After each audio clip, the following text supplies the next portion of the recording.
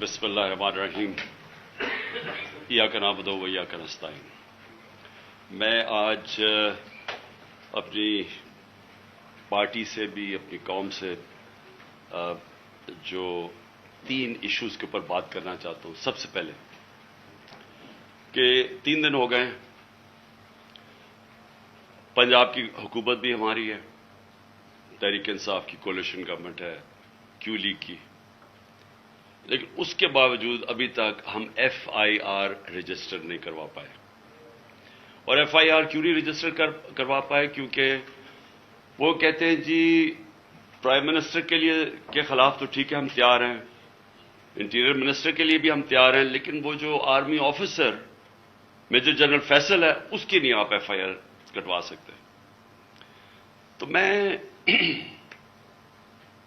سب سے پہلے تو اپنی قوم سے اور اپنے لوگوں سے، اپنی سارے انصاف کے نظام سے جو جانتے ہیں پاکستان کا آئین کیا ہے، میرا تو سب سے بڑا سوال یہ ہے کہ کیا پاکستان میں کوئی ایسے لوگ ہیں جو قانون سے اوپر ہیں، کہ وہ یعنی اس ملک کا قانون کو اپلائی نہیں کرتا؟ کیا یہ ہمارے آئین کے اندر یہ اجازت دیتا ہے؟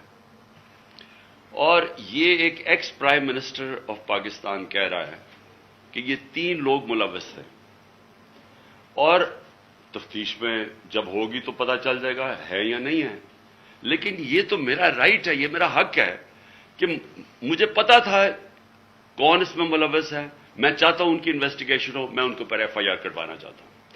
یہ کیسے ہو سکتا ہے کہ آگے سے ہماری اپنی پولیس، پولیس پنجاب گورنمنٹ کے نیچے، وہ کبھی کوئی وجہ دے دیتے ہیں، پھر سیدھے کئی کہتے ہیں جی اگر آپ نے کروانا تو ہمیں ہٹا کے کسی اور کو اس عہدے پہ بٹھائے جو کہ یہ FIR کاٹے۔ تو میرا سارا یہ جو حقیقی آزادی کا جو مارچ اور یہ جو 26 سال پہلے انصاف کی تحریک چلائی تھی، اس کا مقصد کیا ہے؟ باٹم لائن ایک ہے اس کی کہ کبھی معاشرہ نہ آزاد ہوتا ہے نہ خوشحال ہوتا ہے جدھر قانون کی حکمرانی نہیں ہوتی۔ اور قانون کی حکمرانی کا مطلب سارے لوگ قانون کے نیچے جو ہر مہذب معاشرے میں ہوتے ہیں۔ مجھے ایک بڑی حیرت ہوئی کہ DG ISPR نے سٹیٹمنٹ دی۔ سٹیٹمنٹ کیا دیتے ہیں وہ؟ کہ کیونکہ عمران خان نے ایک فوج کے ایک فرد کے اوپر، ایک آفیسر کے اوپر الزام لگایا، ساری فوج بدنام ہو رہی ہے۔ یعنی یہ مجھے ذرا حیرت ہے کہ کیا اس کے اوپر DG صاحب آپ نے کوئی توجہ دی؟ آپ کیا کہہ رہے ہیں؟ اس کا مطلب یہ کہ میں اگر ایک جج کے اوپر کہوں کہ یہ جج 2 نمبر ہے، اس کا مطلب ساری جوڈیشری 2 نمبر ہے۔ اگر وہ کوئی کہے کہ PTI کے اندر ایک کوئی کرپٹ آدمی ہے تو میں کہوں تم نے ساری PTI کو کرپٹ کہہ دیا۔ یہ اس میں کوئی لاجک ہے؟ آپ کے کورٹ مارشل کیوں ہوتا ہے؟ کیونکہ کوئی غلطی کرتا ہے آفیسر تو کورٹ مارشل ہے۔ تو میں جب یہ کہہ رہا ہوں کہ مجھے یقین ہے کہ ان تینوں لوگوں نے اس پہ پوری سازش کے تحت یہ کیا، تو یہ میرا رائٹ ہے۔ اور میں کوئی ایک عام شہری بھی سے اس لیے فرق ہوں کیونکہ میں سب سے بڑی پولیٹیکل پارٹی کا سربراہ ہوں، میں ایکس پرائم منسٹر ہوں، اور میں اگر یہ FIR کے اندر یہ اس کا نام نہیں لکھوا سکتا تو میں آپ سوال پوچھتا ہوں کہ باقی قوم کا کیا کرتی ہوگی؟ عام آدمی اس ملک میں کیا کرتا ہوگا؟ مجھے یہ بتائیں کہ یہ تو میں جو میری جو 26 سال پہلے تحریک انصاف فارم کی تھی، وہ پھر ثابت ہو گیا کہ یہاں تو صرف طاقتور جو ہے وہ قانون سے اوپر اور وہ سارا کچھ ہے، عام آدمی کو انصاف نہیں ملتا یہاں۔ اور جب تک عام آدمی کو انصاف نہیں ملتا وہ آزاد نہیں ہوتا۔ تو وہ قوم جس میں انصاف نہیں وہ غلام رہتی ہے، اور غلام قوموں اوپر پرواز نہیں کر سکتی۔ میں جتنی بھی دنیا کی ڈیموکریسیز میں دیکھوں، یہ تاثر کوئی سوچ بھی نہیں سکتا اس طرح۔ پہلا میرا یہ پوائنٹ ہے۔ دوسرا میرا پوائنٹ یہ ہے کہ جب یہ ابھی شہباز شریف نے بات کی جوڈیشل کمیشن کی، تو میں ویلکم کرتا ہوں کہ جوڈیشل کمیشن بنائے، لیکن میرا پہلا پوائنٹ یہ ہے کہ جوڈیشل کمیشن کیا کرے گی؟ جب جو 3 لوگوں کے میں نے نام لیے ہیں، ان 3 کے نیچے ساری وہ ایجنسیز ہیں جن نے انویسٹیگیٹ کر رہی ہیں. اب ہم کیسے ایک امپارشل، ایک صاف اور شفاف انویسٹیگیشن کروا سکتے ہیں جب ان کے سربراہ وہ بیٹھے ہوئے ہوں جن کے نیچے لوگوں نے انویسٹیگیٹ کرنا ہے؟ یہ ہو ہی نہیں سکتا. اس لیے میں نے یہ کہا تھا کہ یہ 3 ریزائن کریں تاکہ انویسٹیگیشن صحیح ہو سکے. ہو سکتا ہے میں غلط ہوں، لیکن مجھے ایک اس ملک کے اندر ایک صاف اور شفاف انویسٹیگیشن چاہیے. اور انویسٹیگیشن اس لیے کہ میں پہلے بھی یہ پورا اس کا ایک پیٹرن ہے. یہ نہیں کہ میں نے ایک دم اٹھا کے کہہ دیا کہ یہ جی یہ کہ فلانا اس میں انوالوڈ ہے. اس کا ایک پیٹرن ہے. پہلے ایک ویڈیو نکلتی ہے جس میں مجھے یہ بنایا جاتا ہے کہ میں کوئی مذہب کی توہین کر رہا ہوں. وہ کدھر سے نکلتی ہے وہ اس انویسٹیگیشن میں پتہ چلنا چاہیے. وہ کون نکالتا ہے؟ وہ پھر اس کو کون اٹھاتا ہے؟ ایک وہ جرنلسٹ اٹھاتا ہے جس کی افیلیشن ایک پارٹی سے ہے. یہ انویسٹیگیشن میں آئے گی. اس کے بعد کون پریس کانفرنس کرواتا ہے؟ مریم صفدر، مریم وہ اورنگزیب اور جاوید لطیف سے. اور وہ مجھے کہتے ہیں کہ میں نے مذہب کی توہین کی ہے اور وہ ویڈیو دکھاتے ہیں. اس کے اوپر ان کے اوپر ہم ایف آئی آر کٹواتے ہیں کیونکہ مجھے پتا چل گیا تھا کہ انہوں نے اب اس کو استعمال کر کے وہی سلمان تاثیر ٹائپ قتل کروانا ہے میرا. ان دونوں کے اوپر ہم پھر ایف آئی آر، ان تینوں کے اوپر ایف آئی آر بڑی مشکلوں سے کٹتی ہے. اس کے بعد میں پبلک میں جا کے جلسوں میں اور انٹرویوز میں بتاتا ہوں کہ ان کی سازش کیا ہے. انہوں نے کس طرح استعمال کرنا ہے یہ ایک دینی انتہا پسند، اور جی اس نے جنون میں آ کے مار دیا کیونکہ میں نے مذہب کی توہین کی. کوئی ایکشن نہیں لیا جاتا. اور پھر کیا ہوتا ہے جب میرے اوپر یہ واردات ہوتی ہے؟ آپ صرف اس کے بعد دیکھ لیں کہ اس کے بعد ہوتا کیا ہے. کون سے لوگ تھے جو امیڈیٹلی ریئیکٹ کرتے ہیں؟ ابھی ایف آئی آر ہی نہیں کٹی، ابھی شروع ہی ہوئی ہے بات. ابھی اور ایک دم سٹیٹمنٹس آنی شروع ہو جاتی ہیں کہ جی عمران نے کسی مذہب کی توہین کی ہے. میرے سامنے یہ سارے ہیں. یہ ذرا دیکھیں وہ لوگ جو کہ ہمارے یعنی دوسری پارٹی سے افیلیشنز ہیں، وہ ایک دم ان کی ٹویٹس آنی شروع ہو جاتی ہیں.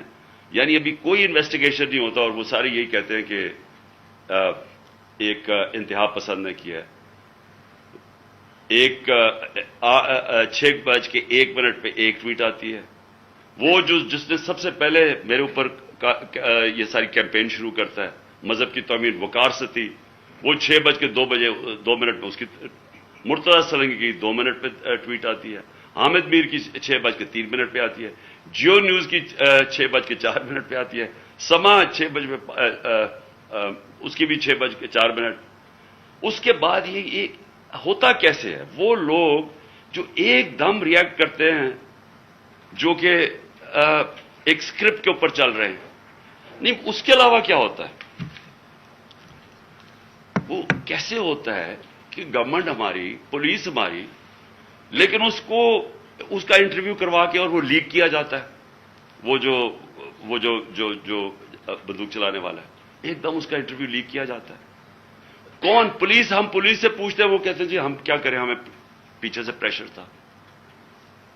آئی جی آئی جی سے پوچھا جی آپ بتائیے کیسے یہ لیک ہوئی؟ وہ کہتا ہے جی ہیک ہو گئی. ایک کے بعد دوسرا جھوٹ بولا جاتا ہے. کون لوگ یہ انٹرسٹڈ تھے ایک دم اس کو بند کروانے؟ وہ جیسی انویسٹیگیشن ہوگی تو پہلے تو پتا چلے گا کہ بلڈ اپ کس نے کیا اور پھر کس نے کور اپ کرنے کی کوشش کی. تو جب آپ یہ ہمیں کہتے ہیں کہ جوڈیشل کمیشن، میں کہتا ہوں اس سے بہتر چیز ہی نہیں. لیکن جوڈیشل کمیشن جو سب سے پہلے کام ان کو کرنا چاہیے کہ جو لوگ ایکیوزڈ ہیں اس کے اندر، وہ کیسے ان پوزیشنز پہ بیٹھیں گے جدھر انڈیپینڈنٹ انویسٹیگیشن ہوگی. نمبر 2، میں یہ چاہتا ہوں کہ جوڈیشل کمیشن انکوائر کرے ارشد شریف کے اوپر، کیونکہ ہمیں پتہ ہے ارشد شریف کو کس سے خطرہ تھا. ارشد شریف کی والدہ کو پتا ہے کہ کس سے ارشد شریف کو خطرہ ہے، اس کے اور صحافیوں کو پتا ہے کیوں وہ ملک مجبور ہوا چھوڑنے پہ، کیوں وہ دبئی سے آگے جانے پہ مجبور ہوا۔ اس نے بڑے لوگوں کو بتائی ہوئی ہیں چیزیں کہ کون لوگ ملوث تھے۔ اس کے اوپر بھی جو سپریم کورٹ کے اندر جو کمیشن بنائی جائے، اس کی پوری انویسٹیگیشن۔ تیسری جو سائفر ہے، اب یہ کنٹروورسی چلتی جا رہی ہے۔ آ کے D G I S P R نے کہا جی یہاں تو کوئی سائفر کا تو ڈرامہ تھا۔ اگر ڈرامہ تھا تو سائفر کی انویسٹیگیشن کیوں نہیں کروا رہے؟ ہم تو گورنمنٹ میں نہیں تھے، ہم نے تو آرڈر کر دی تھی کمیشن فوری طور پہ انویسٹیگیشن کرے۔ ہم نے تو اسپیکر نے بھجوا دی تھی چیف جسٹس کے پاس انویسٹیگیٹ کریں۔ تو اب سوال یہ ہے کہ کیوں نہیں کسی نے انویسٹیگیشن کروائی؟ کیوں ڈرے ہوئے انویسٹیگیشن سے؟ کیونکہ آپ جو ساری بات بار بار کہتے ہیں کہ جی ہر قسم کی آتی ہے کہ جی یہ تو آتے رہتے ہیں ایسے سائفر۔ میں ایک ملک دنیا میں نہیں جانتا جدھر اس طرح کے کوئی سائفر آئی جی ایمبیسڈر کو پرائم منسٹر کو ہٹا دو۔ تو کیوں نہیں اس کے اوپر آگے بات نہیں؟ جب نیشنل سیکیورٹی کاؤنسل کہہ رہی ہے کہ مداخلت ہوئی ہے اور ڈیمارش کر رہی ہے، تو آئی ایس پی آر کیوں کہہ رہا ہے کہ جی یہ تو کوئی ڈرامہ ہوا ہے؟ تو چیف جسٹس صاحب یہ بڑا سیریس چیز ہے، اس کے اوپر آپ کے پاس سائفر آیا ہوا ہے۔ یہ ملک کے اندر ہو سکتا ہے کہ یہ نہ سازش ہو جو یہ کہتے ہیں، لیکن جب تک آپ انویسٹیگیشن نہیں کریں گے پتہ کیسے چلے گا کہ مداخلت تھی یا سازش تھی؟ اور چوتھی جو میں سمجھتا ہوں کہ اس ملک کی تاریخ کی سب سے شرمناک چیز ہوئی ہے، اس کے اوپر چیف جسٹس صاحب اور یہ جوڈیشل کمیشن بیٹھ کے ضرور انکوائری کریں۔ پہلے اعظم خان سواتی کو جس طرح انہوں نے پوتے اور پوتیوں کے سامنے مارا، اس نے ہر فورم پہ یہ بولا ہے کہ اس کو پہلے آ کے پکڑ کے مارا صبح کے 3 بجے، پھر اس کو ایجنسیز کے، اور اس نے نام لیا ہے اس کا، یہ dirty Harry major general Faisal, اس کا نام لیا ہے کہ اس نے اور اس کے بعد آئی ایس آئی کو ہینڈل کیا جو اس کے نیچے تھی، اور اس کو ننگا کر کے مارا، اور ننگا کر کے مار کے اس کو کہہ رہے تھے کہ یہ بتاؤ یہ عمران خان سے بھی یہ ہوگا، اور جب اس کو تکلیف ہو رہی تھی وہ ہنس رہے تھے۔ ایک یہ شرمناک ہے کہ پاکستان کے سینیٹر کو اس نے تنقید کر دی۔ ساری دنیا میں جو پاکستان ایک بنانا ریپبلک کی طرح ایک کمپیئر ہوتا ہے کہ کس طرح کا ملک ہے کہ ایک سینیٹر کو ایک تنقید کے اوپر کیا، باہر تو کوئی نہیں انڈرسٹینڈ کرتا ہے۔ لیکن جو اس سے بھی شرمناک چیز ہے، جو ساری پاکستانی قوم ہل گئی ہے، وہ ہے جو انہوں نے ویڈیو بھیجی ہے اعظم سواتی کی بیوی کو۔ میں سمجھتا ہوں کہ چیف جسٹس صاحب اس کے اوپر پوری تحقیقات کریں۔ وہی لوگ جو کہ وہ یوزول سسپیکٹس جو کور اپ کرنے کے لیے اب یہ میرا بھی یہ اسیسینیشن اٹیمپٹ کور اپ کر رہے ہیں اور اب بھی کر رہے ہیں، وہ کہہ رہے ہیں کہ جی وہ کوئی جعلی ویڈیو ہے، جی وہ کوئی فیک ویڈیو ہے۔ اعظم سواتی کے پاس اوریجنل وہ آئی ہوئی ہے، جدھر سے وہ بھیجی گئی ہے، جس نمبر سے بھیجی گئی ہے، ان کے پاس وہ پوری وہ ویڈیو ہے جس کے اندر وہ دکھایا جا رہا ہے، اور وہ فیک نہیں ہے۔ اور اعظم سواتی نے مجھے رات کال کر کے کہا کہ وہ سپریم کورٹ کے باہر وہ وہاں بیٹھ کے احتجاج کریں گے، دھرنا دیں گے، وہ ڈیمانڈ کریں گے کہ سپریم کورٹ ان کو جسٹس دے۔ سپریم کورٹ کی لاجز جوڈیشل لاجز تھی کوئٹہ کے اندر جدھر یہ ویڈیو بنائی گئی ہے۔ یہ ساری قوم آج سپریم کورٹ کی طرف دیکھ رہی ہے۔ اعظم سواتی نے فیصلہ کیا کہ وہ وہاں باہر دھرنا دے گا، ہمارے سارے پی ٹی آئی کے سینیٹرز اس کے ساتھ بیٹھیں گے، وکلا کے آرگنائزیشنز کے لوگوں کو دعوت دی ہوئی ہے، وہ آپ آ کے وہاں بیٹھیں اور ڈیمانڈ کریں کہ یہ ملک ہمارا اگر یعنی کدھر گرتا جا رہا ہے، کہ اس انتہا کے اوپر پہنچ گئے ہیں لوگ بلیک میل کرنے کے لیے، کنٹرول کرنے کے لیے۔ یہ اس طرح ہے کہ جس طرح کوئی لائن سے ہٹے گا تو اس کو بلیک میل کرنے کے لیے کوئی نہ کوئی چیز سامنے کر دے گی۔ اس انتہا پہ بھی کوئی نہیں سوچتا تھا وہ گر جائیں گے کہ میاں بیوی کی ویڈیو بنا کے انہوں نے اس کی بیوی کو بھیج دی. میں سمجھتا ہوں کہ یہ ایک ہر ملک کی تاریخ میں ایک ڈیفائننگ مومنٹ آ جاتا ہے. یہ وہ مومنٹ آ گیا پاکستان میں. میری ریکویسٹ یہ ہے کہ سارا جو ہمارا جسٹس سسٹم ہے, جو ہمارا انصاف کا نظام ہے, اس کی پوری ایک کریڈیبلٹی ایٹ سٹیک ہے. اگر اس نے اپنی عزت کروانی ہے پاکستان میں تو اس کو اب کھڑا ہونا پڑے گا کمزور کے ساتھ. رول آف لا امپلیمنٹ کرنا پڑے گا. یہ نہیں ہو سکتا کہ ایک یہاں جو مرضی کر لیں, کہ ایک کوئی آفیسر بیٹھا ہوا آئی ایس آئی کا وہ اس طرح کی نیچ حرکتیں کرے اور اس کو ہاتھ بھی نہ کوئی اس کو کہے تو وہ آئی ایس پی آر کہہ دے کہ جی فوج کی توہین کر دی ہے. اس کو کچھ اور کچھ کہے تو جی ملک کی سیکورٹی کو کچھ ہو گیا, آپ کے اوپر جی سیڈیشن چارج لگ جائے گا, عمران خان کے اوپر غداری لگ جائے گی. جو مرضی لگانا لگائیں. میں یہ ڈیمانڈ کرتا ہوں کہ اس قوم کو جسٹس چاہیے. ہم غلام نہیں ہیں. ہمیں ایک آزاد قوم بنایا گیا تھا 1947 میں. ہمارے لیڈر قائد اعظم محمد علی جناح نے ہمیں آزاد کروایا تھا انگریز کی غلامی سے. تب انگریز اوپر ہوتا تھا قانون کے, ہم غلام ہوتے تھے. اب پاکستان تو آزاد ملک بنا ہوا ہے, ہمارا آئین ہمیں آزادی دیتا ہے. کیوں نہیں ہماری عدالتیں ہماری رائٹس کو, ہماری آزادی کو, ہماری ڈگنیٹی کو کیوں نہیں پروٹیکٹ کر رہی؟ اور یہ اگر اعظم سواتی سے جو یاد رکھیں, سینیٹر ہے پاکستان کا, ایک کامیاب بزنس مین جو کامیاب باہر پیسے کما کے پاکستان آیا ہوا ہے, اس سے یہ ہو رہا ہے. ایک prime minister, ex prime minister ایک ملک کا ایف آئی آر نہیں رجسٹر کروا سکتا کیونکہ جناب وہاں وہ طاقتور حلقے ہیں جو ان کو کوئی ملک کا قانون ہی نہیں ہاتھ لگا سکتا, وہ کوئی غلطی نہیں کر سکتے. اگر فوج کے اندر اس طرح کے لوگ ہیں اور ان کے اوپر آپ ایکشن لیتے ہیں, یہ فوج کی بہتری ہے. اگر آپ اپنے اداروں کے اندر کوئی بھی کرپٹ یا جرائم پیشہ لوگوں کو نکالتے ہیں, آپ کے ادارے مضبوط ہوتے ہیں. اکاؤنٹیبلٹی سے ساری دنیا جانتی ہے کہ جمہوریت کی کامیابی اس لیے ہے کہ جمہوریت میں اکاؤنٹیبلٹی ہے. جو ساری برطانیہ کی جمہوریت جو ہم نے اپنائی ہوئی ہے اس کی بنیاد تھی میگنا کارٹا میں. میگنا کارٹا کیا تھی کہ طاقتور کو بادشاہ کے اوپر بھی قانون لاگو کرو, نہیں تو وہ قانون کے اوپر تھا. تو وہ ساری سٹرگل جو ڈیموکریٹک سوسائٹیز کی ہوتی ہیں وہ رول آف لا کی ہوتی ہیں کہ قانون کے سامنے سب ایک برابر. یہاں بلیٹنٹ وائلیشنز ہو رہی ہیں کہ یہاں ایک ایسا کوئی کریٹ کر دیا خوف کا کہ لوگوں کے ذہنوں میں ڈال دیا ہے کہ جی یہ لوگ یہ تو بس ان کو تو کچھ کہیں نہ یہ جو مرضی کریں کر سکتے. پاکستانی فوج مضبوط ہوگی جب اس کے اندر اکاؤنٹیبلٹی ہوگی. پاکستان کی فوج کمزور نہیں ہوگی. وہ کمزور اس طرح ہو رہی ہے جب اس طرح کا آدمی حرکتیں کر رہا ہے.